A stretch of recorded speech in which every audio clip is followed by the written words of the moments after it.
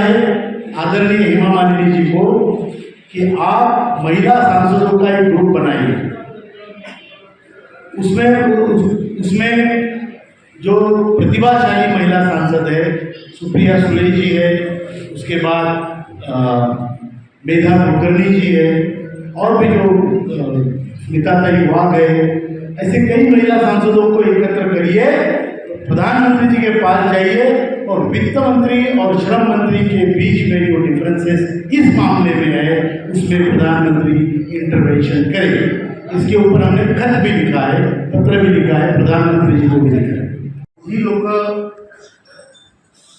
आज आपल्यात नाही, ज्यांनी आपलं आयुष्य कामगारांसाठी झोकून दिलं असे खूप नेते होते आहे, त्या सर्वांचे आपण टाळ्या वाजवून आभार मानतो। त्याचप्रमाणे आज महाराष्ट्र दिन, आपल्या सर्वांना त्याच्याबद्दल शुभेच्छा।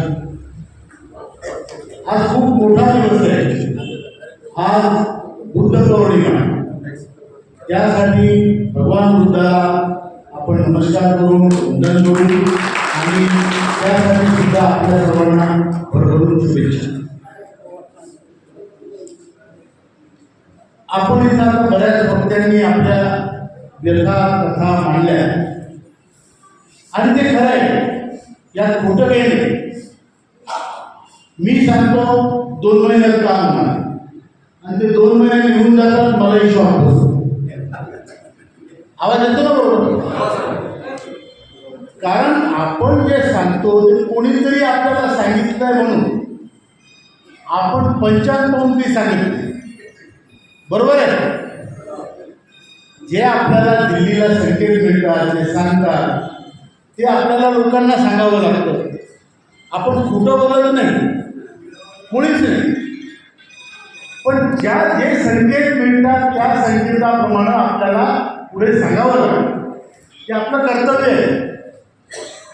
पण ते जर झालं नाही तर जेवढे तुम्ही नाराज होता त्याच्यापेक्षा जास्त मला दडपण देतं मी जास्त नाराज, कारण मी बोललेलो आहे आणि ते झालं नाही। त्यामुळं माझ्याकरता तुमचा विषय मोठा आहे। कोणीतरी म्हणे राष्ट्रीय अध्यक्ष आहे, तुम्ही म्हटलं झालंच पाहिजे होतं, तुम्ही म्हणता झालं नाही। मी त्यांना सांगितलं राष्ट्रीय अध्यक्ष होणं सोपं नाही, तुम्हाला मधल्या खुर्चीवर बसावं लागतं, जिथं टेबलला टेबल जॉईंट आहे, तुम्हाला पाय बसवलं जायचं नाही, बरोबर आहे का? तुम्हाला कोण घ्या नसतो, तुम्हाला घाल मिळतो, बरोबर आहे का? गंमत करू लागलो की आपल्यावर जी जबाबदारी आहे त्या जबाबदारीने आपण वागतो। पुढचा माणूस जर खोटा असेल तर मी तुम्हाला काय सांगू, पण तुम्हाला मी आज हे सांगू इच्छितो की आपलं काम केव्हाही होऊ शकतं, आजही होऊ शकतं।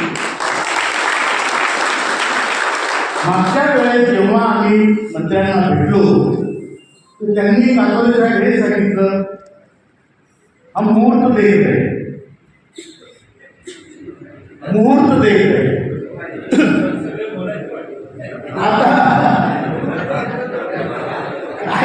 त्याचं असं हे त्यांनी सांगितलं, उन्होंने कहा कि हम मुहूर्त देख रहे हैं, आपका काम कभी भी हो सकता है और कितना होगा आपकी अपेक्षा होगा, या भाषेत ते बोललेले। आता ते कितपत खरं बोलले, त्यांचं कितपत खोटं आहे का खरं आहे, पुन्हा मला उद्या फोन करून विचारलं तर वागणारे साहेब आले का, डोंगरकड्याचे वागणारे साहेब आले का, आले। पण हे संकेत आहे। आता हे संकेत दृढ कसे म्हणाले, एक तर मंत्री स्वतः म्हणाले आणि स्वतः त्यांना खोटं बोलण्याचं कारण नसताना म्हणाले, त्यांना आपण काय करू शकतो, असा कसा देत नाही म्हणू शकतो, त्याच्या पुढे येऊ शकतो का, नका बाबू। त्यामुळं आपल्याला त्यांच्यावर विश्वास ठेवणं आहे। आणि आज मला 2 बातम्या गाडीमध्ये बसताना मिळाल्या, ऐका, नंतर बोलू आपण मोकळ्या सांगू. 2 बातम्या मला राजकीय प्रश्नांना मिळाल्या. एक बातमी आली प्रयागराजवरून. तिथे पन्नाजी श्रीवास्तव म्हणून आहे आपल्या संघटनेचे. त्यांनी फोन केला. ते म्हणाले रात को 12 बजे मैंने कोण सांगितले बोला गुडलक न्यूज कधी ऐकलं नाही. आता तुम्ही ऐकलं का नाव? गुडलक न्यूज में बड़े अक्षरों में आया कि सरकार यूपीएस 95 पेंशनरों की 7,500 मांग और डीए पर विचार कर रही है. विचार कर. हाँ, थोड्याच वेळात मला पुन्हा हैदराबादहून फोन आला. त्यांनी हैदराबादचे एनटीव्ही एनडीटीव्ही हैदराबादचे एनटीव्ही चॅनल त्यातही बातमी आहे. आणि आज आहे 1 मिनिट कामगार दिवस. तर काम होईल की नाही याची गॅरंटी नाही. पण मला जे बातम्या कळल्या तर तुम्हाला सांगतो. बरोबर आहे? बरोबर आहे ना काय? चुकतं का आमचं? आता काम हो की ना हो जबाबदारी माझी हे तर 100% खरं आहे. बरोबर आहे? पण तुम्हाला फसवणे हा उद्देश कोणाचाही नाही. तुमच्यासाठी भांडणं सगळ्यांनी मिळून भांडणं हे आपण फसवून तुम्हाला आम्ही मत मागू लागलो का? अमुक पार्टीला मत द्या म्हणून सांगू लागलो का? आम्हाला पैसे द्या म्हणून सांगू लागलो का? मग तुम्हाला जर कोणी फुकट काम करणारा बळी मिळाला तर पोळ्याच्या दिवशी तर झुल टाका. नका वर्षभर मागं करून घ्या. वर्षभर पोळ्याच्या दिवशी पुण्याच्या कुंपणीला घरात बरोबर आहे. म्हणून नाराज व्हायचं काम नाही. काम आपलं होणार आहे. आणि काम आता मी आज गिरीश सोबत का नाही आले. मी त्यांना दिल्लीला पाठवलं. त्यांना म्हटलं असं नाही झालं तुम्ही जा आणि तिथे त्या मंदिराच्या दारात पुन्हा बसा. आता मी तुम्हाला सांगतो 9, 10, 11 मार्चला आपलं आंदोलन आहे. बरोबर आहे? जंतर मंतरवर चांगलं आंदोलन आहे. भरपूर खासदार आले. सगळ्यांचे आपल्याला पाठिंबा आहे. ते सत्ताधारी असो विरोधी असो कोणी असो सगळ्यांचा आपल्याला साथ आहे. असा कोणीच माणूस मला मिळाला. निर्मला सीतारामनची सुद्धा त्याची सुद्धा इच्छा की व्हायला पाहिजे. मंत्र्यांची इच्छा व्हायला पाहिजे. पण होत नाहीये. कदाचित नोंद मिळत नाही.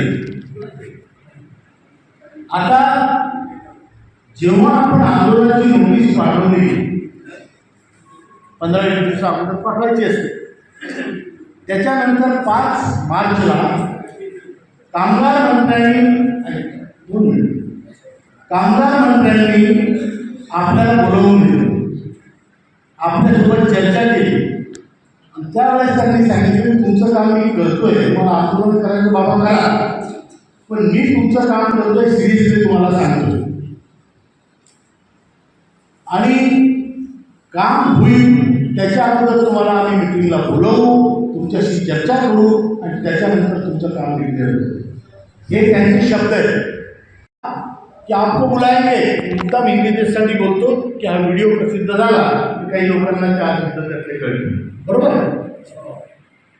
तो आपको बुला लेंगे, आपसे चर्चा करेंगे और आपके सम्मति से फिर हम काम करेंगे और जल्दी करेंगे.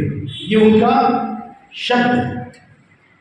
त्याच्यानंतर आपण म्हटलं मग असं असेल तर आम्हाला तुम्ही लेखी द्या या तारखेला करतो.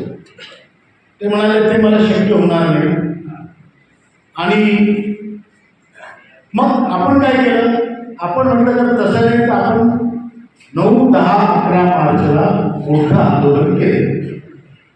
त्याच्यानंतर 11 मार्चला श्रीमंत छत्रपती शाहू महाराज जे खासदार आहेत कोल्हापूरचे त्यांनी आम्हाला निर्मला सीतारामनकडे नेले. निर्मला सीतारामनजींनी परवानगी दिली. त्यांनी बोलावलं त्यांच्या मार्फत आपल्याशी चर्चा झाली आणि त्यांनाही मान्य होतं.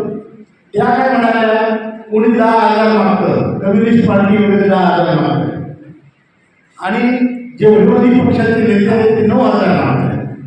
आपण 7,500 एकासाठी मागतो, त्याला महागाई भत्ता आहे. महागाई भत्ता नसला तुमची पेन्शन पुन्हा वाढणार नाही. म्हणून आपली मागणी 7,500 महागाई भत्ता आहे. आणि त्यांनी सांगितलं की अलग अलग मागे है महिला करू. त्यांनी संसदेत पण सुप्रिया सुळेंना उत्तर देताना म्हटलेलं आहे, मी ऐकलं असेल, बरोबर आहे? बोला ना. तर त्यामुळं त्या आम्हाला इथेच म्हणाल्या अलग अलग मांगे है. अरे म्हटलं मांगे अलग अलग मॅडम, आपको क्या देना है तो बोलो.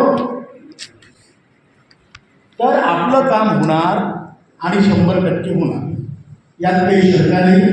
शंका बाळगू नका आणि दुःखी होऊ नका. आता मी मागच्या वेळेस बोललो होतो, परत एकदा आठवण करून देतो. आपली जमीन सपाट होती महाराष्ट्राची, काही माहीत होतं का आपल्याला याबद्दल? 10 वर्षापूर्वी आपल्याला काही माहीत होतं का? आज आपल्याला माहीत झालं. पार्लमेंटमध्ये आपला प्रश्न सगळ्यात मोठा असतोय. ही लहान गोष्ट नाही साहेब. आपण हतबल लोक आहे. तुम्ही फॅक्टऱ्या बंद करू शकता का? बोला. विजेचं बटन ऑफ करू शकता का?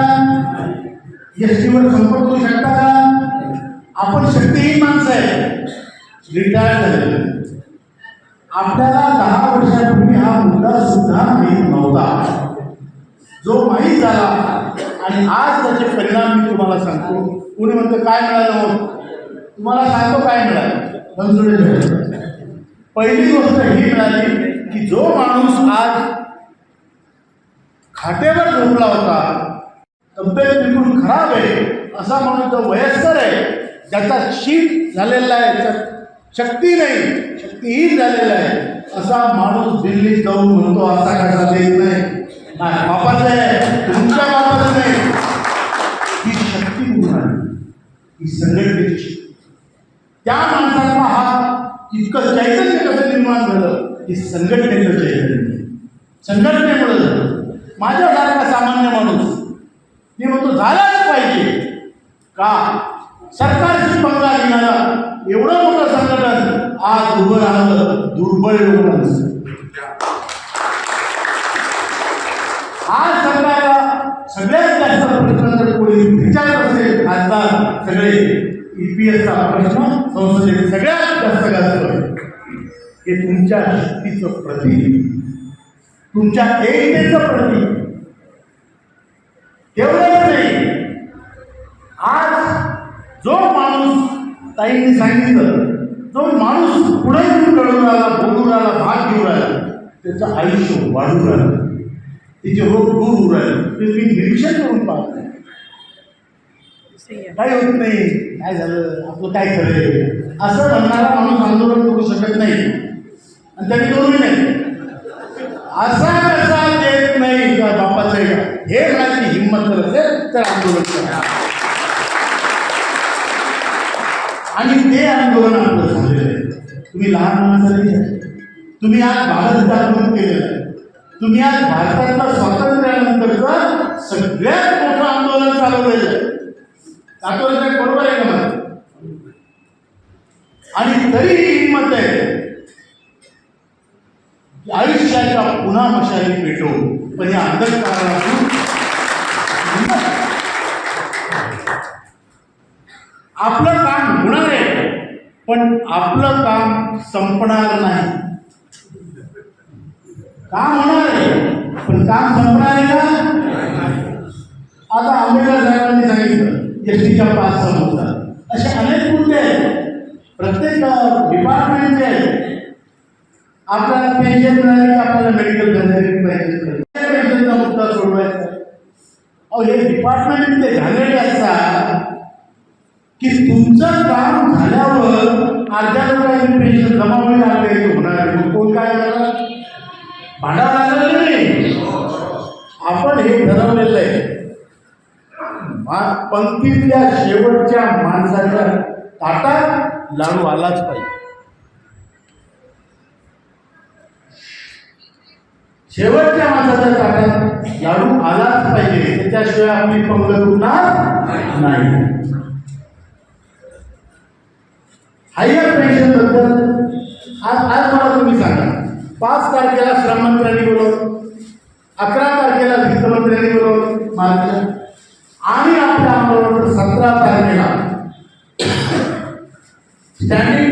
पार्लमेंटरी स्टँडिंग कमिटी ऑन लेबरचा रिपोर्ट सरकारला गेला की यांची पेन्शन वाढलीच पाहिजे. पाहिला तुम्ही रिपोर्ट?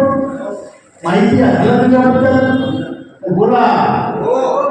बरं आला, मी सांगतो सरकारकडे जमा झाला की यांची 1000 रुपये कुटुंबी पेन्शन, यांची पेन्शन वाढलीच पाहिजे.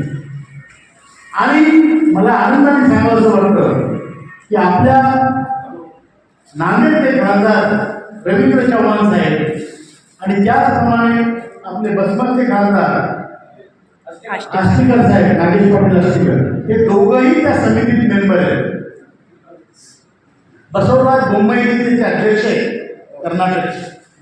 या समितीने याच्या अगोदरच्या समितीने आम्हाला बोलवलं होतं. पार्लमेंटमध्ये आमची विटनेस घेतली होती, आमचे वक्तव्य घेतले होते, पॉवर पॉईंट प्रेझेंटेशन पाहिलं होतं. आणि त्याच्यानंतर ती समिती जरी बदलली तर तो विषय कायम राहतो, ब्युरोक्रॅट्स कायम राहतात आणि त्याच्यावर निर्णय समितीने स्वतःचा निर्णय सरकारकडे दाखल केलेला आहे की यांची पेन्शन लवकरात लवकर वाढली नाही. मग हे कमी झालं आहे का? आपली जी जमीन सपाट होती त्या सपाट जमिनीत आपण ठरवलं विहीर खोदायची. आपण काय ठरवलं? विहीर खोदायची. मग काय कोणाची उदर, कोणाचं भावडा, कोणाची पहाड, आणि आपण विहीर खोदायला लागलो. हो, 2 महिने झाले, 4 महिने झाले, 2 पुरुष खाली गेली, 3 पुरुष खाली गेली, तरी विहिरीला पाणी लागेना, अशी परिस्थिती आपली. मग आता एवढं सगळं विकून टिकून पैसे जमा करून दागिने म्हणून विहीर खोदू राहिलो. मग आता सोडून देता का? सोडून देता का? उद्या पुन्हा प्रयत्न करायचा. संध्याकाळी थकून आल्यावर बायको, नवरा, पोरं, सुना सगळे बसतात आणि मग विचार करतात, भाऊ पाणी तर लागलंच नाही.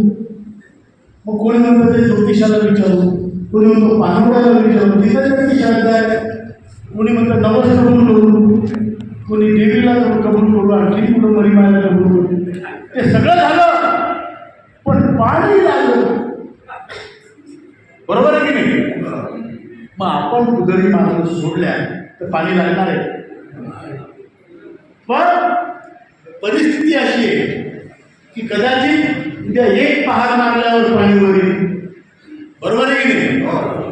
म्हणून आपल्याला संकल्प पूर्ण केल्याशिवाय, पेन्शन मिळवल्याशिवाय आपल्याला काही बंद करण्याचा अधिकार नाही. विषय लहान नाही. 81.5 लाख पेन्शन जेव्हा आपण आंदोलन सुरू केलं बनसोडे साहेब, तेव्हा 65 लाख म्हणालो. आता कित्येक लोक आपले विचार म्हणून गेले, वर गेले, स्वर्गात गेले, वाट पाहता लढता गेले. पण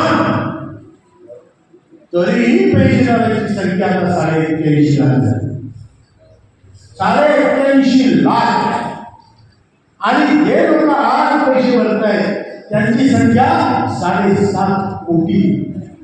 किती? 7.5 कोटी. ह्या संख्येचा विचार करून या सरकारला पहिल्यांदा करणं भाग आहे. आता आपण थोडेसे कमी पडतो, तुम्हाला खरं सांगतो, कमी कसे पडतो? प्रयत्नात नाही, पैशात कमी पडतो. आपल्याला फिरणं खूप पैसे लागतात. आपल्याला इतके लोक जाऊन नाही धावपळ करतील तरी बरं. आता हे जे एवढे लोक जमवणं, आंबेडकर साहेब, आमचे सगळे मंडळी इथे बसलेली, या सगळ्या लोकांनी एवढे प्रयत्न केले. म्हणून तुम्ही स्वतः उन्हाळ्यात हा प्रयत्न आहे आणि ह्या प्रयत्नामुळं आपल्याला यश नक्की मिळणार, काही शंका नाही आहे. फक्त आज का उद्या एवढं तुम्ही ध्यानात ठेवा आणि हिंमत हरू देऊ नका. पुन्हा हे म्हणू नका राहू साहेबांना म्हणलं आत्ता होतं. माफ करा, मी माझ्या मनाचं सांगत नाही, मला जे पूर्ण समजतं तेवढं तुमच्याजवळ सांगतो. आणि पुढचा जर माणूस हे कसं झालेलं मी सांगतो. आता तुमच्याकडून जरी मी पैसे घेतले नाही तर समजा तुमचं माझ्यावर कर्ज आहे, अध्यक्ष तुम्ही करायला पाहिजे, बरोबर आहे, तुमचा अधिकार, तुमचा माझ्यावर अधिकार आहे. तुमच्या पैसे सावकाराकडे आहेत, सावकार म्हणजे मंत्री. आता त्या मंत्र्याकडे मी जातो, तो मला म्हणतो उद्या देतो, मी तुम्हाला जे सांगतो उद्या देणार. आता पैसे कोणाकडे? त्यांच्याकडे. आणि गच्ची मध्ये दिसतात, बरोबर आहे का? मी तुमचा फक्त प्रतिनिधी, मी तुमचे पैसे घेतलेले नाही. आणि तुमच्यासाठी भांडण्याची, मरेपर्यंत भांडण्याची तयारी माझी.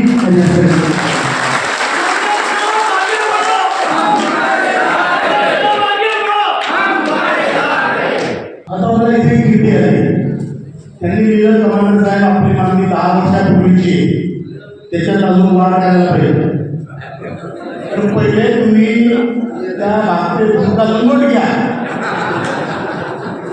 भागते भूतका लंगोट सही, त्याच्यानंतर पॅन करून वगैरे विचार करू, बरोबर आहे का? पहिले हे मिळून द्या. आता यात तुम्ही बदल केला की सगळं पुन्हा 10 वर्ष सोडावं, जे मिळतं ते घ्या, त्याच्यानंतर पुन्हा आहे ना आपण मिळायला, बरोबर आहे का? पटकन भाऊ, कोणाची चिठ्ठी पटकन करू आपण, ते पण करू. पहिले आपल्याला ते मिळतो असं आहे. आता हायर पेन्शन बद्दल आपले आदरणीय मस्के साहेब बोलले. मस्के साहेब आपली मागणी त्यांना ऑलरेडी आहे, त्याच्यावर 2 मिटिंगी झालेल्या आहेत. त्या मिटिंगमध्ये आपण सांगितलेलं आहे की 2014च्या अगोदरच्या लोकांना सुद्धा हायर पेन्शनचा लाभ मिळाला पाहिजे. दुसरी गोष्ट आपण त्यांना सांगितलेली आहे की ज्या लोकांनी हायर पेन्शनचे ऑप्शन फॉर्म भरले नाही किंवा ज्यांचे रिजेक्ट झाले, त्यांच्यासाठी सुविधा देऊन 1 महिन्यासाठी ती खिडकी किंवा विंडो ओपन करण्यात यावी. आणखी तिसरं सांगितलेलं आहे जो रिजेक्शन रेट भयंकर आहे तो कमी करण्यात यावा, त्यात अटी शिथिल करण्यात याव्या. या मागण्या आपण लावून धरलेल्या आहेत. त्यामुळं तुम्ही निश्चित राहा, आपलं काम होणार आहे आणि संघटना तुमच्या पाठीशी, तुमच्या सोबत शेवटपर्यंत राहणार आहे. शाहू महाराजांशी सविस्तर चर्चा झाली, हेमा मालिनीजीशी सविस्तर चर्चा झाली आणि त्यांना आपण ही जबाबदारी सोपवली. हेमा मालिनीजींना म्हटलं तुम्ही महिला खासदारांचा ग्रुप तयार करा, पंतप्रधानांकडे जा आणि त्यांना सांगा की हे श्रम मंत्री आणि वित्तमंत्री, अर्थमंत्री यांच्यातल्या कुस्तीमध्ये पंतप्रधानांनी स्वतः भाग घेऊन त्यात इंटरव्हेन्शन करावं आणि हा प्रश्न ताबडतोब निकाली लावावा, हे आपण सांगितलं. हिंदी हमने ये बोला है आदरणीय हेमा मालिनी जी को कि आप महिला सांसदों का एक ग्रुप बनाइए, उसमें जो प्रतिभाशाली महिला सांसद है सुप्रिया सुले जी है, उसके बाद मेधा कुलकर्णी जी है और भी जो स्मिताताई वाघ है, ऐसे कई महिला सांसदों को एकत्र करिए, प्रधानमंत्री जी के पास जाइए और वित्त मंत्री और श्रम मंत्री के बीच में जो डिफरेंसेस इस मामले में है उसमें प्रधानमंत्री इंटरवेंशन करें. इसके ऊपर हमने खत भी लिखा है, पत्र भी लिखा है, प्रधानमंत्री जी को भी लिखा है. त्याचप्रमाणे शाहू महाराजांना आपण सांगितलं सर्वपक्षीय खासदारांचं एक तुम्ही गुट बनवा, एक कमिटी बनवा आमच्यासाठी आणि तुम्ही पंतप्रधानांकडे जा आणि त्यांना सांगा हे इथे लक्ष द्या आणि ताबडतोब हा विषय सोडवा. आपले प्रयत्न आंदोलनात्मक आहेत, त्याचप्रमाणे चर्चात्मक किंवा डिप्लोमॅटिक प्रयत्न पण आपले आहेत. आज मी इथे बसलेलो आहे आणि महासचिव आज इथं न येता दिल्लीला गेलो. इथून गेलो की आम्ही नुसते झोपतो असं नाही होत, झोप येत नाही. त्यामुळं तुम्ही निश्चित राहा, आपलं काम होणार आहे आणि आपलं काम झाल्याशिवाय आपण कोणीही सांगतो. पण आपलं काम होणार आहे जरी झालं असलं तरी ही आंदोलनाची तयारी कमी करायची नाही. कंबर कसून आपण तयार राहायचं. तयार रहने का आंदोलन केली. कुणाचा तडाखा लग्न कार्याचे सध्याचे दिवस आणि आपल्या लोकांची शारीरिक स्थिती या सगळ्यांचा विचार करून आंदोलन करावे लागतात. असं नाही तुम्ही म्हटलं होतं आंदोलन करायचं कोण निघेल, अरे बाबा 47 डिग्री चालू आहे आमच्या आठवड्यात, कसं आंदोलन करणार तुम्ही? रस्त्यावर आंदोलन करावं लागेल ना. थोडंसं आपल्याला वेळ सरकारला द्यावं लागेल, तोपर्यंत ते प्रयत्न चालू राहतील आणि शेवटी जर आपल्या ठराविक वेळात त्यांनी काम केलं नाही तर आपल्याला देशभर रास्ता रोको, रेल रोको, EPFOचे कार्यालयावर उलून लावणे आणि स्वतःला अटक करून घेणे या सगळ्या गोष्टी करायला लागतात. त्याच्यासाठी आपण तयार आहोत. पण या सगळ्या गोष्टीचा आपला उद्देश एकच आहे, आपलं काम व्हावं. मला असं वाटतं की आंदोलन करायची गरज पडणार नाही, पण गरज पडली तर आपण पिछे हटणार.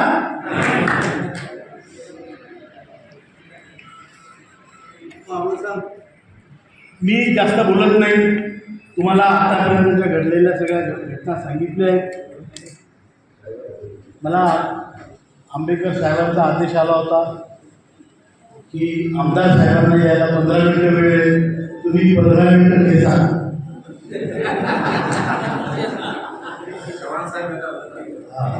आता 15 मिनिटं घेतायचं. बरं, मी इथे जाहीररित्या श्री रवींद्र चव्हाण साहेब, नागेश पाटील आष्टीकर साहेब आणि आपले कल्याणकर साहेब, बालाजी कल्याणकर साहेब या सगळ्यांचे आभार संघटनेतर्फे व्यक्त करतो. खरं म्हणजे त्यांच्यासाठी त्यांच्या आभाराचे पत्र मी आणलेले आहे, पण ते इथे हजर नसल्यामुळे मला ते लिहिता येत नाही. तर आष्टीकर साहेबांचं पत्र आपले ठाकरे साहेब आणि रवींद्र चव्हाण साहेबांचं पत्र आंबेडकर साहेब देतील त्यांना आणि इव्हन बालाजी कल्याणकर साहेबांचंही, कारण त्यांनी एसटीच्या पास काम केलं. आता मी तुम्हाला सांगतो इथे किती लोक एसटीचे आहेत? भरपूर. जसं एसटीचे वैयक्तिक प्रॉब्लेम आंबेडकर साहेबांनी खूप इंटरेस्ट घेतला आणि त्यांना बऱ्याच लोकांची मदत झाली एसटीचा पास मिळवताना, त्याबद्दल आपण त्याच्या टाळ्या वाजवून बोलावं. आता दुसऱ्याला काय म्हणू शकतात, काय तुम्ही एसटीचंच काम करू राहिले, असं नाही आहे. आपल्या संघटनेचा नारा काय? सर्वेशाम मंगलम भवतु, किंवा हे संस्कृतचं झालं, मराठीत सांगायचं तर जो जे वांछित तो ते लावो. संत ज्ञानेश्वरांचं वाक्य, ज्याला जे पाहिजे ते त्याला मिळव. एसटीला काही पाहिजे असेल तर त्याला मिळव, कोऑपरेटिव्ह बँकेला काही पाहिजे असेल त्याला मिळव. बरोबर आहे? संघटना सगळ्यांची आणि सगळे संघटनेचे. एवढं बोलतो. माझे 2 शब्द, जी तुम्ही कल्पना कराल ईश्वर तुम्हाला तेच देईल. तुम्ही हरण्याची कल्पना कराल ईश्वर तुम्हाला हरवेल. तुम्ही जिंकण्याची कल्पना करा. एवढंच बोलतो. आपण 2 नारे देऊ. हम सब आवाज असा पाहिजे की दिल्लीपर्यंत पोहोचला.